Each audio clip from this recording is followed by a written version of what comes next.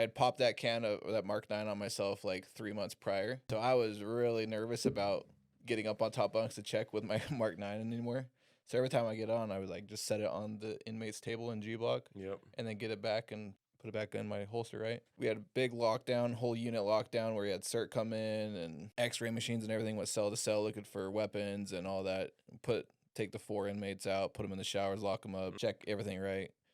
So we did that. I checked their cells. I go top bunk, put my Mark 9 on their table, and then get down, go get the inmates, put them back in. I'm walking out of the tier, and I pat myself down, and I was like, uh-oh, I left my Mark 9 in their cell. Oh, no.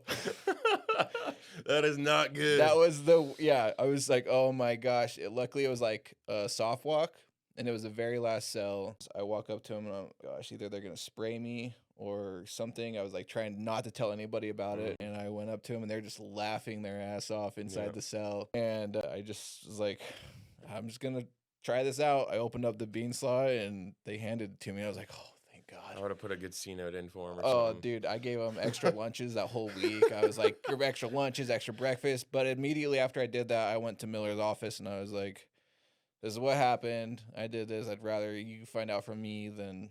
Yeah. Then yeah, he's one of the good ones he's got your back. Yeah. So we did.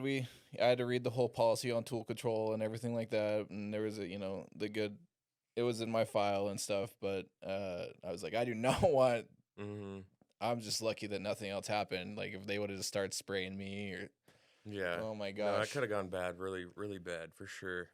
Yeah. Yeah. But that moment, I was like, I got to go tell on myself because there is no way that I'm going to wait till later on down the road and they're just reviewing cameras for something completely different and they see like... They would have gone completely different. How did they hand you a Mark 9 through what happened there? Why didn't you tell us? I'm like, oh. Yeah, that would have been a completely different conversation for sure. Yeah. Yeah.